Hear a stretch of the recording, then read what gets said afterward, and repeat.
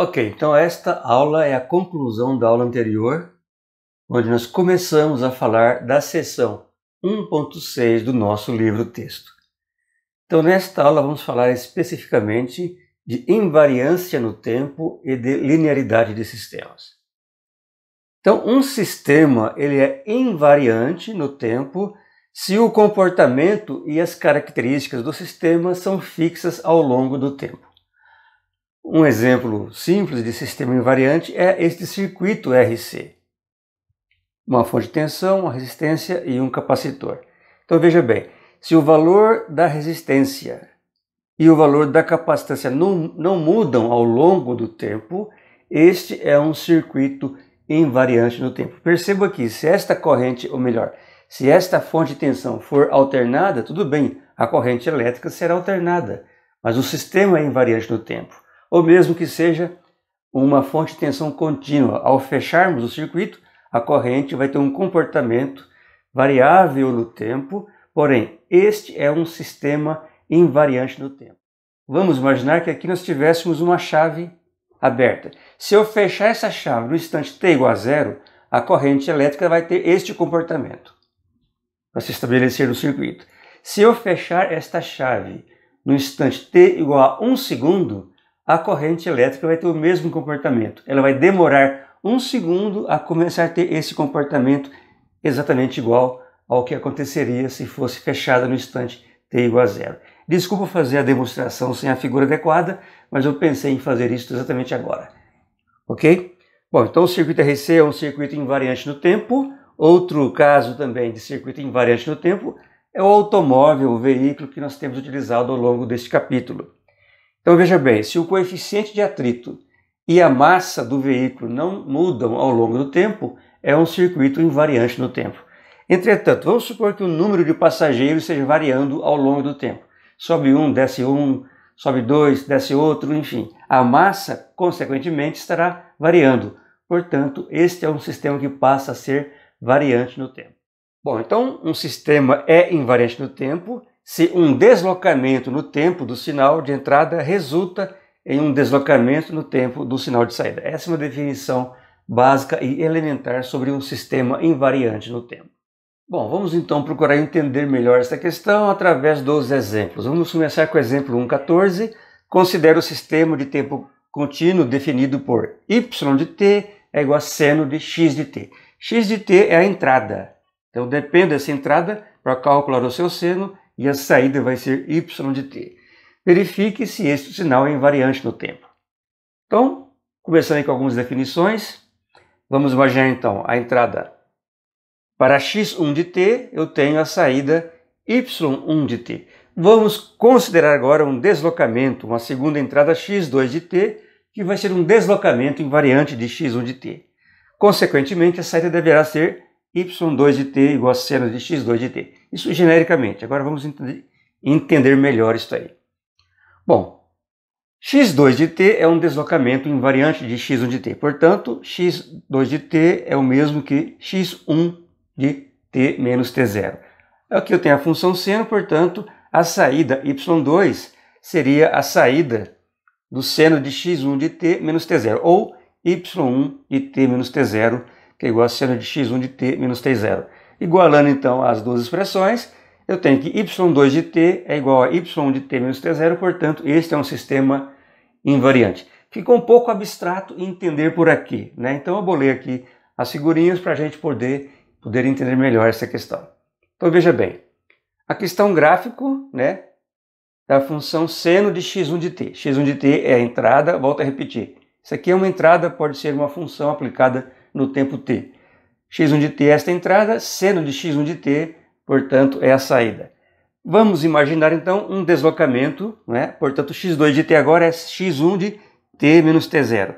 Significa o seguinte, olha, o que estava acontecendo aqui em x1 de t vai acontecer em x1 de t menos t0. Ou melhor, né, pegando aqui a referência zero. Então, o zero estava acontecendo exatamente nesse ponto aqui. O zero passa a acontecer nesse ponto aqui, t menos t0. Portanto, este é um sistema invariante no tempo. Ou seja, o comportamento da saída é o mesmo, não importa os deslocamentos que eu faço aqui para x de t. Vamos agora pegar um caso de sistema de tempo discreto. Y de n igual a n vezes x de n. Vamos verificar se este sistema é invariante no tempo. Então veja bem, aqui eu tenho um ganho n, né? Podemos imaginar assim. Esse ganho n vai aumentando à medida que aumenta o valor do n. Então para n igual a 0, esta função vale 0. Para n igual a 1, aqui eu vou ter nx de 1. Então se eu tiver um valor não nulo aqui, é um valor diferente do primeiro. Portanto, o sistema deve ser variante. Vamos mostrar através aqui de um gráfico, não é? Muito bem, vamos imaginar então que a nossa função x de n seja a função impulso delta. Então, x1 de n é delta de n. Portanto, para n igual a 0, eu vou ter a função delta de 0 valendo 1. Aqui na saída eu vou ter 0 vezes 1. Portanto, vale 0. Para n igual a 0, tem um impulso igual a 1 e a função y valendo 0. Quando eu passar para n igual a 1, o que vai acontecer? Eu vou fazer um deslocamento de 1, portanto, eu tenho 1 menos 1, 0. Portanto, eu tenho aqui um impulso na posição n igual a 1, porque eu estou aplicando a função no n menos 1, um deslocamento de 1. Acontece que aqui agora eu tenho 1 vezes 1, portanto, eu tenho 1 para a saída y. Portanto, aqui eu tenho a situação seguinte: houve um deslocamento invariante na função x, mas não houve um deslocamento invariante na função y. Portanto, este sistema é variante no tempo. Muito bem, vamos ao exemplo 1.16. Considere o sistema de tempo contínuo y de t igual a x de 2t. Portanto, é uma compressão em um sinal. Vou verificar, verifique se este sinal é invariante no tempo. Bom, vou procurar fazer o seguinte: vou usar esta função x de t como a minha entrada. Se eu mostrar que ela é variante no tempo, morreu o problema. Se ela for invariante no tempo, então aí eu preciso procurar mostrar mais claramente se o sistema é variante ou não. Mas aqui é um bom ponto de partida. Construir então este sinal de entrada. X de t vale 0 para t menor que 2, menor que menos 2. X de t vale 0 para t maior do que 2 e entre menos 2 e 2 ele vale 1. Vou aplicar a compressão nesse sinal de entrada, ficou desse jeito. O que era menos 2 passa a ser menos 1, o que era 2 passou a ser 1. Então esta é a compressão deste sinal. Essa é a primeira parte da solução. Agora eu vou fazer o deslocamento, né, de 2 segundos no meu sinal. Então o que era menos 2 passa a ser 0, o que era 2 passa a ser 4. Agora eu vou fazer a compressão deste novo sinal. Ficou assim. O que era 0 continuou sendo 0, o que era 4 passou a ser 2. Então esta é a compressão deste sinal. Agora veja bem, o que diz lá o princípio da invariância. O mesmo deslocamento invariante que acontecer na entrada também deve acontecer na saída. Então, preste atenção. Aqui está a saída para x1 de t, y1 de t.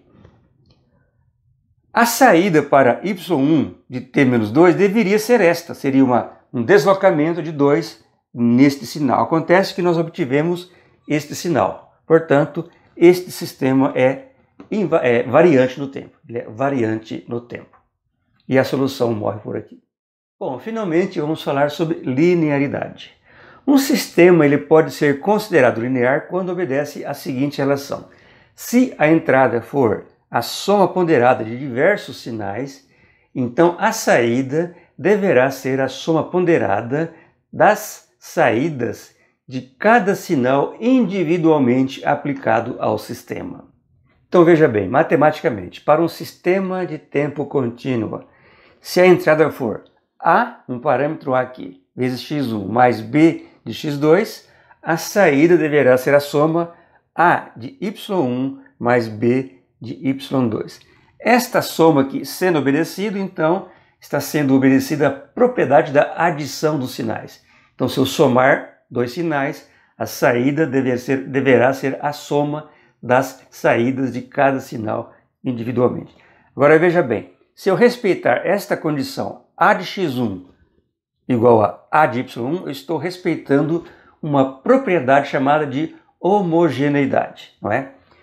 Para o tempo discreto, a definição é bastante similar, apenas trocando a variável de tempo contínuo pela amostra de tempo discreto.